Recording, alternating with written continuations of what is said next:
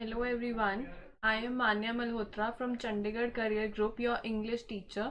Today we are going to study error spotting in verbs. Till now I have uploaded videos of error spotting in nouns. If you want you can have a look at them too. And now today we are going to start with verbs and this is part 1, and similarly I'll be uploading videos for part 2 and part 3 of verbs.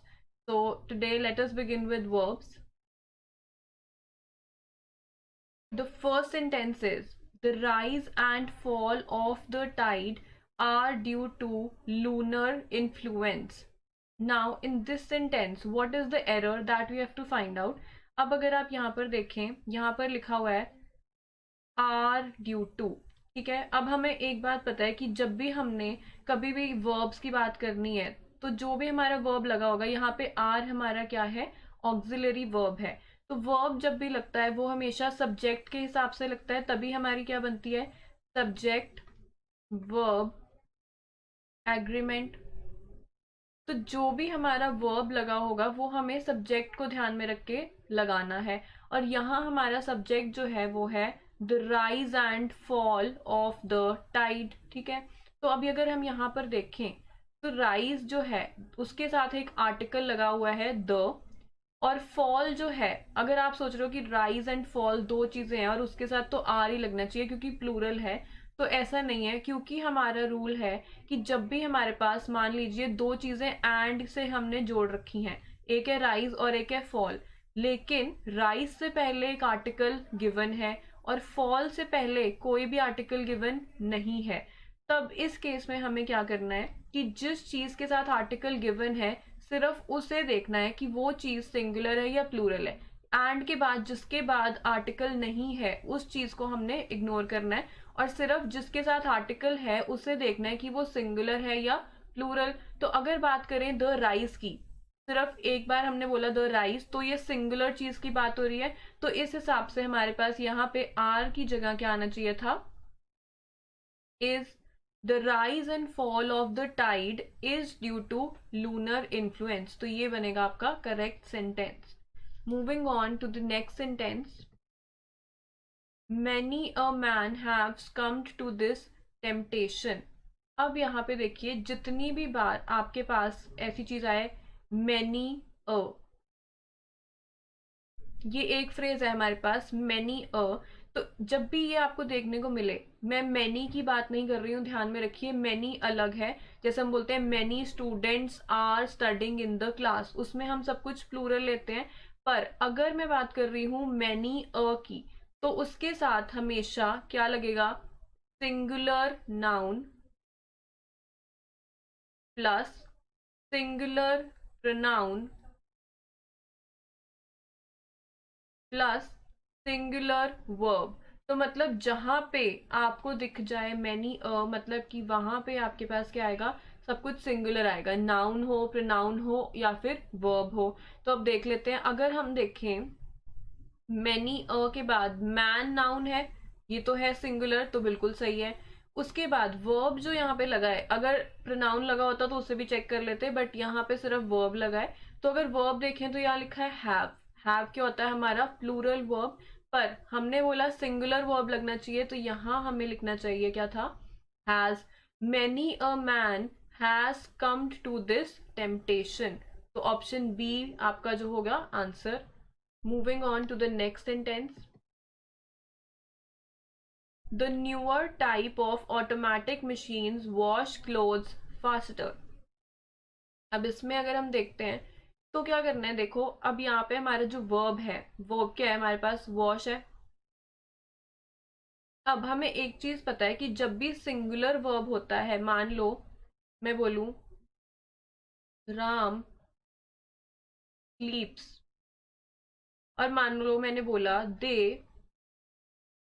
Sleep, तो जब singular noun है मेरे पास उस time मैं verb के साथ S या फिर ईएस लगाऊंगी, और जब मेरे पास प्लूरल है नाउन प्रोनाउन तब वर्ब के साथ मैं एस या फिर ईएस नहीं लगाऊंगी। तो अब यहाँ पे देखो हमारे पास क्या था, द न्यूअर टाइप, मतलब एक ही टाइप की बात हुई है यहाँ पे। आपको ये नहीं देखना ऑफ के बाद ऑटोमेटिक मशीन्स लगी है, जो मर्जी लगाओ उसके बाद। हमने मेन जो था ऑफ से पहले हमारा जो मेन नाउन है वो किसकी बात कर रहा है, द न्यूअर टाइप। तो मतलब एक ही टाइप की बात हो रही है। अगर इसमें होता द न्यूअर टाइप्स तो इसका मतलब प्लूरल होता, ठीक है। तो इसका मतलब फिर तो अगर इन्होंने वॉश लिखा था तो सही था, बट यहाँ पे लिखा है द न्यूअर टाइप, मतलब सिंगुलर नाउन की बात हो रही है। तो सिंगुलर नाउन के साथ मैंने बोला जैसे राम स्लीप्स, तो वर्ब के साथ एस या फिर ईएस लगेगा। तो यहाँ पे भी वर्ब के साथ ईएस लगाना चाहिए था मुझे, तो मुझे क्या लिखना चाहिए था, washes. The newer type of automatic machines washes clothes faster. तो ऑप्शन ए में आपकी एरर है। Moving on to the next sentence.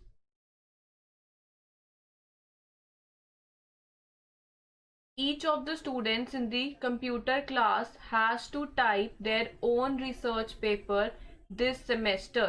अब देखो इसमें क्या लिखा है, each of the students। each, जब भी आपको एक बात याद रखनी है कि जब भी हम बात करते हैं each, everyone, someone, no one, anyone, तो ये सब हमारे क्या हैं, इनडेफिनेट प्रोनाउंस हैं। इनके साथ हमेशा याद रखना है, हमेशा सिंगुलर वर्ब आएगी और सिंगुलर ही प्रोनाउन भी आएगा, ठीक है। तो अगर मैं ये रूल को मान के चलूं और इसको चेक करूं इस सेंटेंस में, तो each of the students in the computer class has to type, मतलब कि वर्ब तो सही लगी है, सिंगुलर ही है, बिल्कुल। अब देयर ओन रिसर्च पेपर, तो देयर क्या हो गया, जो हमारा प्रोनाउन था ये तो प्लूरल हो गया, लेकिन हमने बोला था कि हमें क्या लगाना है, सिंगुलर प्रोनाउन लगाना है। तो इसकी जगह मुझे देयर की जगह क्या लिखना चाहिए था, हिज। जब कोई भी हमें स्पेसिफाइड नहीं है कि कौन सा, यहाँ पे कोई लड़कों की बात हो रही है, लड़कियों की, स्टूडेंट्स में तो सब है, तो हम मेल जेंडर का यूज करते हैं प्रोनाउन में। तो मैं यहाँ पे हिज लिखूंगी जो कि सिंगुलर है, प्रोनाउन सिंगुलर है। देयर तो प्लूरल है बट हिज जो है वो सिंगुलर है। Moving on to the next sentence. The secretary and principal of the college are attending the district development council meeting at the collectorate. अब देखो, अभी हमने पिछले सेंटेंस में आपको बताया कि अगर यहाँ पे द सेक्रेटरी एंड प्रिंसिपल, अगर इस मैं पूरे ऐसे नाउन को देखती हूँ, एंड से जुड़ा हुआ है ये, ठीक है। और एंड से पहले जो चीज है उसमें तो द लगा है, आर्टिकल लगा हुआ है, पर यहाँ पे कोई भी आर्टिकल नहीं लगा हुआ है। तो जब एक जगह आर्टिकल लगा है और दूसरी जगह नहीं लगा है, तो हमें सिर्फ इसको तो इग्नोर कर देना है और सिर्फ इस चीज को देखना है जिसके साथ आर्टिकल लगा है। तो ये जिसके साथ लगा है द सेक्रेटरी, ये क्या है, सिंगुलर नाउन है, तो इसके साथ वर्ब भी हमारा क्या लगेगा, सिंगुलर। तो यहाँ होना चाहिए था आर की जगह the secretary and principal of the college is attending the district development council meeting at the collectorate. तो इज आएगा, आर नहीं आएगा। Moving on to the next sentence. There is only one of his novels that are interesting. तो मतलब ये बोल रहा है कि उसकी इतनी सारी नॉवेल्स में से कोई एक है, only one, which is interesting. तो एक ही इंटरेस्टिंग है, तो एक क्या है, सिंगुलर, दैट इज इंटरेस्टिंग, क्योंकि सब तो नहीं इंटरेस्टिंग, वो बोल रहा है ओनली वन, तो होना चाहिए था इज इंटरेस्टिंग, ना कि आर, क्योंकि एक ही इंटरेस्टिंग है उन सब में से। तो ओनली वन क्या आएगा, इज। तो आर नहीं आएगा इसमें, आपका इज आएगा। Moving on to the next sentence. It is I who is to blame for this bad situation.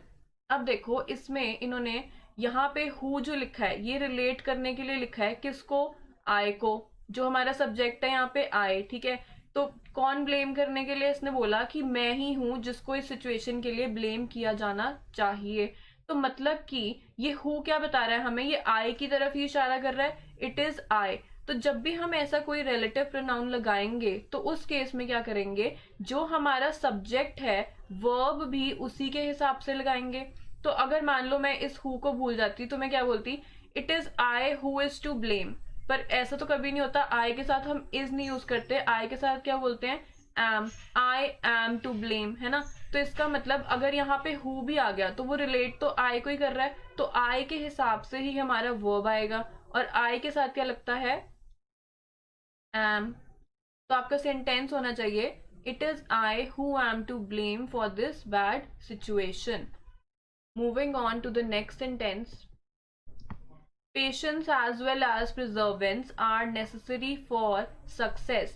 अब आपको ये बात याद रखनी है कि जब भी कोई दो वर्ड जुड़े होंगे as well as से, या फिर with, या फिर along with, या इसकी जगह मैं लिख दूं in addition to, या फिर मैं लिख दूं इंक्लूडिंग,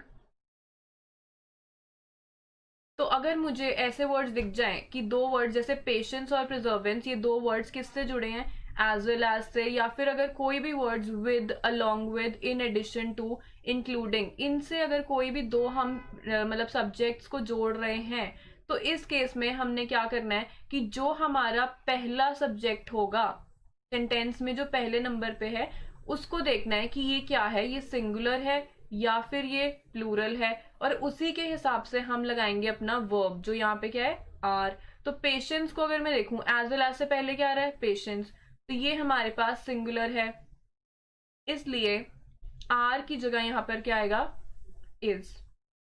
हमारा सेंटेंस बनेगा patience as well as perseverance is necessary for success. Moving on to the next sentence. In Singapore, my brother-in-law with his wife were present at the function. अभी मैंने आपको पिछले सेंटेंस में बताया कि जैसे as well as, with, in addition to, together with, ऐसी चीजों के साथ हमें देखना है कि उससे पहले जो इंसान लगा है, अब with के बाद तो उसकी वाइफ लगी है, ठीक है, लेकिन with से पहले वाला जो है, हमें सिर्फ उससे मतलब है कि with से पहले क्या लगा है, तो वो लगा है my brother-in-law। अब ये तो सिंगल इंसान है, तो सिंगल इंसान के लिए वर्ब भी सिंगुलर लगनी चाहिए, तो यहाँ पर वर की जगह सिंगुलर वर्ब क्या आएगी हमारे पास, वॉज। क्लियर है? तो सेंटेंस में लिखेंगे in Singapore my brother in law with his wife was present at the function. Moving on to the next sentence. A hot and a cold spring were found near each other. अब हमने पहले बोला था कि अगर कोई दो चीजें एंड से जुड़ी हो और एक के पीछे आर्टिकल लगा है और दूसरी के पीछे आर्टिकल नहीं लगा हो, तो सिर्फ पहली वाली को देखना है और उसके हिसाब से हमने वर्ब लगा देनी है। लेकिन इसमें तो पहली चीज के साथ भी आर्टिकल लगा है और दूसरी चीज के साथ भी आर्टिकल लगा है। अ hot and a cold spring मतलब दोनों के साथ आर्टिकल लगा है, तो जब हमारे पास दोनों के साथ आर्टिकल लगा हो तब वर्ब हमेशा प्लूरल ही आएगी।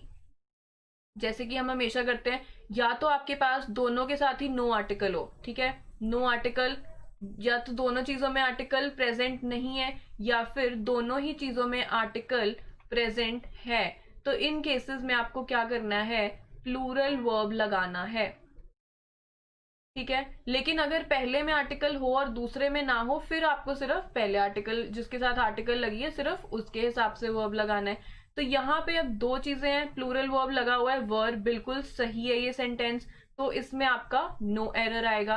अ hot and a cold spring were found near each other, बिल्कुल सही सेंटेंस है ये। Moving on to the next sentence.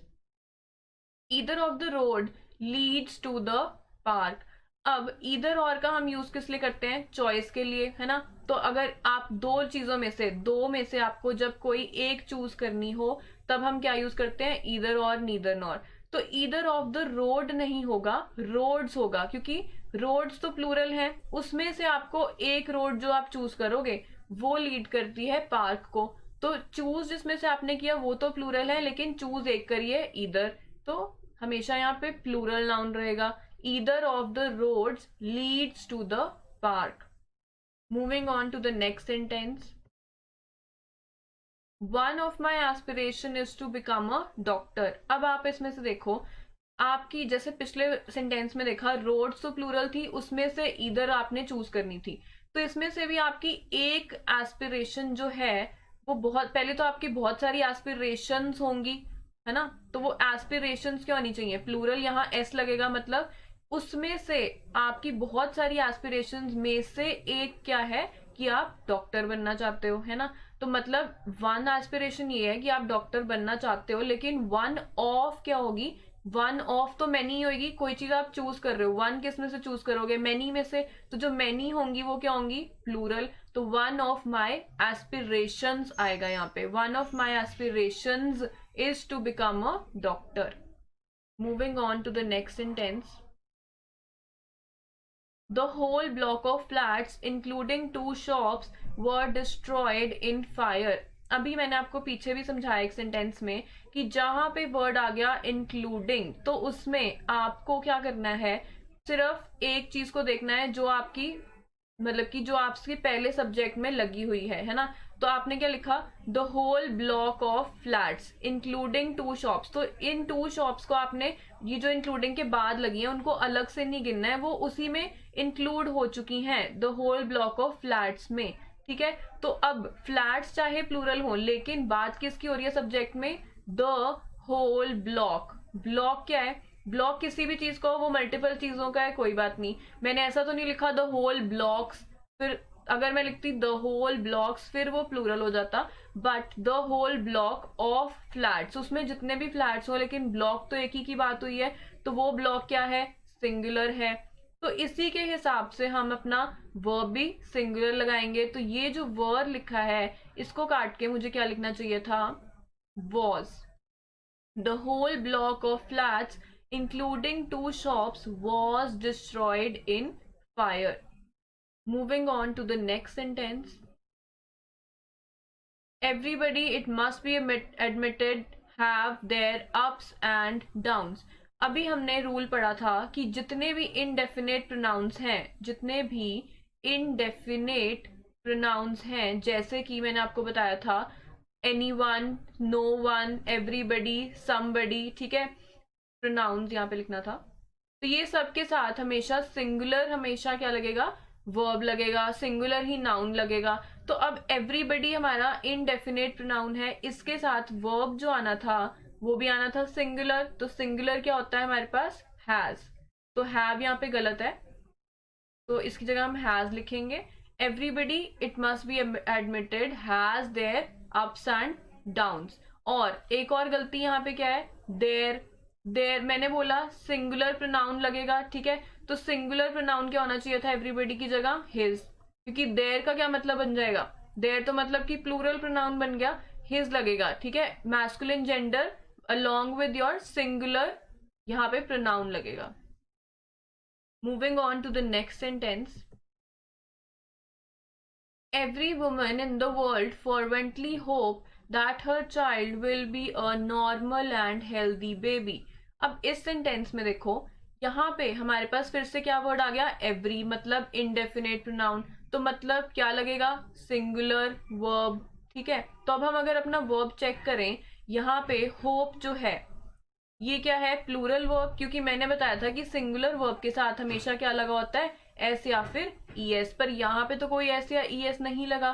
तो मुझे लिखना क्या चाहिए था इसकी जगह, होप की जगह मुझे लिखना है होप्स। तो मेरा सेंटेंस जो सही बनेगा वो है, every woman in the world fervently hopes that her child will be a normal and healthy baby. Moving on to the next sentence, if it was possible to get near when one of the volcanic eruptions took place, we would see a grand sight। अब आपको एक बात ध्यान में रखनी है कि if जो चीज है ये हमें क्या दर्शा रहा है, कोई भी इमेजिनरी सिचुएशन। if हम तभी यूज करते हैं जब हमारी कोई इमेजिनेशन हो। if का मतलब क्या है कि वो चीज हुई तो नहीं है, लेकिन अगर वो ऐसी होती तो हम ये खुद सोच रहे हैं, राइट। तो ये हमारी कोई इमेजिनरी सिचुएशन कह सकते हैं या कोई विश कह सकते हैं, है ना। तो जब भी हम अपनी किसी विश की बात कर रहे हैं या किसी इमेजिनरी सिचुएशन की बात कर रहे हैं, तो दो बातें होंगी, एक तो वो होगी हमेशा पास्ट टेंस में, और दूसरी कि उसके साथ हम हमेशा क्या लगाएंगे, प्लूरल वर्ब, मतलब कि वर्ब। इफ के साथ हमेशा याद रखो वर आएगा, इस बात को स्टार कर लो, बहुत इंपॉर्टेंट बात है ये कि इफ के साथ हमेशा क्या लगता है, वर। तो मैं लिखूंगी इफ इट वर पॉसिबल, ना कि वॉज। वॉज यहाँ पे गलत है, वर आएगा।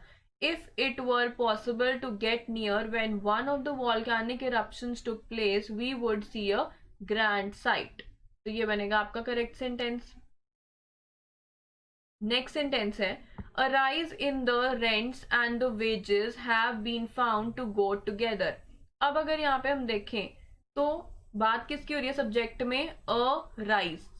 इन रेंट्स एंड वेजेस है, नो डाउट सही है, ठीक है, लेकिन बात किसकी हुई है, अ राइज, मतलब एक सिंगल सब्जेक्ट की बात हो रही है, अ लगा हुआ है, आगे इन या ऑफ यहाँ पे कुछ भी लगा हुआ, आगे वाली चीज नहीं हम देखते कि क्या है, हम मेन सब्जेक्ट देखते हैं। अ राइज लिखा है मतलब सिंगुलर की बात हो रही है, तो इसके हिसाब से वर्ब मेरा सिंगुलर ही आना चाहिए था, और मैंने यहाँ पे क्या लिखा है, हैव, जो कि क्या होता है, प्लूरल। तो ये इसको गलत करके मैं क्या लिखूंगी, हैज, क्योंकि सिंगुलर वर्ब लगाना है फॉर सिंगुलर सब्जेक्ट। तो a rise in the rents and the wages has been found to go together, ये है आपका करेक्ट सेंटेंस। नेक्स्ट सेंटेंस है 10 miles are a long distance to cover on foot. अब देखो यहाँ पे इन्होंने आर लगाया है, लेकिन जितने भी माइल्स हो यहाँ पे वो मुझसे फर्क नहीं पड़ता, चाहे मैं 10 लिखूं, चाहे मैं 100 लिख दूं, चाहे 50 लिख दूं, है ना, माइल्स जितने भी हो, लेकिन वो क्या बोल रहा है कि आर अ लॉन्ग डिस्टेंस, बात किसकी हो रही है, एक लॉन्ग डिस्टेंस की।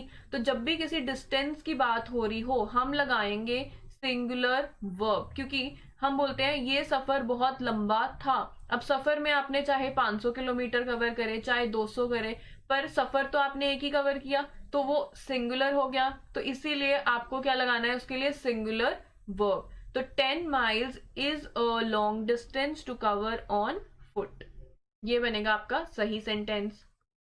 ये आपका नेक्स्ट सेंटेंस है with regard to implementation of the details of the proposal the committee was divided in their opinion. अब देखो इसमें क्या बोला उसने, with regard to implementation of details of the proposal, ठीक है। तो कमिटी, अब यहाँ पे हमारे पास जो नाउन आया, was divided in their opinion. तो हमने ये रूल पढ़ा था नाउन्स के, जब हमने स्पॉटिंग एरर्स करे थे, कि जब भी कोई चीज डिवाइडेड होती है ओपिनियन में या फिर अपने एक्शंस में, तब उसके साथ हम लगाते हैं प्लूरल वर्ब, राइट। और जब वो डिवाइडेड नहीं है, जब वो एज अ टीम काम कर रही है इकट्ठे, तब हम लगाते हैं सिंगुलर वर्ब। तो अगर यहाँ पे कमिटी जो है वो क्या है, डिवाइडेड है, तो वर्ब हमारा प्लूरल आना चाहिए था, और इन्होंने क्या लिखा है, वॉज, जो कि होता है हमारे पास सिंगुलर वर्ब। तो इसकी जगह मुझे वॉज को काट के लिखना क्या चाहिए था, वर, तभी मेरा ये वाला रूल सेटिस्फाई होता कि डिवाइडेड के साथ हम हमेशा प्लूरल वर्ब लगाते हैं जब कोई ग्रुप डिवाइड होके काम कर रहा हो अलग अलग डायरेक्शन में। तो मेरा सही सेंटेंस बनता with regard to implementation of the details of the proposal the committee were divided in their opinion। और their बिल्कुल सही है यहाँ पे, है ना, वरना अगर वो इकट्ठे होते ओपिनियन में तो इट्स ओपिनियन आ जाता, बट यहाँ पे डिवाइडेड है तो देयर ही आएगा। So with this we come to end of this slide show, and आज के लिए इतना ही। अगर आपको कोई भी डाउट्स हैं या फिर अगर आपको वीडियो अच्छा लगा हो तो प्लीज लाइक करो और शेयर करें, एंड नेक्स्ट पार्ट में हम वर्ब्स के ही स्पॉटिंग एरर्स डिस्कस करेंगे, and till then stay tuned.